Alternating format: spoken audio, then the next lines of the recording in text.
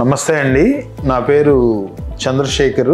విధాత hospital Vijayawada general surgery మరియు surgical gastroenterology విభాగాలు ఈ హాస్పిటల్లో చూస్తుంటాను.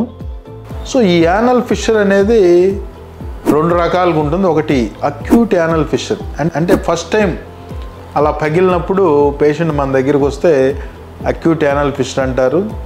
అదేవిధంగా క్రానిక్ యానల్ ఫిషర్ మనకి 1 month కంటే ఎక్కువ డ్యూరేషను, లేదా ఈ స్కిన్ ట్యాగ్స్, లేదా ఆ ఫిషర్ బేస్లో ఫైబ్రస్ అంటే గట్టిపడ్డం, హీల్ అవుతూ మళ్ళీ వస్తూ ఫైబ్రస్ టిష్యూ ఫామ్ కావడం. సో ఈ లక్షణాలు ఉంటే దాన్ని క్రానిక్ యానల్ ఫిషర్ అంటారు. సో యూజువల్గా మనకి ఈ అక్యూట్ యానల్ ఫిషర్స్ 90% వరకు మందులతో తగ్గుతాయి. మళ్ళీ రాకుండా జాగ్రత్తలు తీసుకుంటే మళ్ళీ వచ్చే అవకాశాలు ఉండవు. క్రానిక్ యానల్ ఫిషర్స్ మాత్రము 130 మంది వరకే ప్రొలాంగ్ ట్రీట్మెంట్ తీసుకుంటే తగ్గే అవకాశం ఉంది.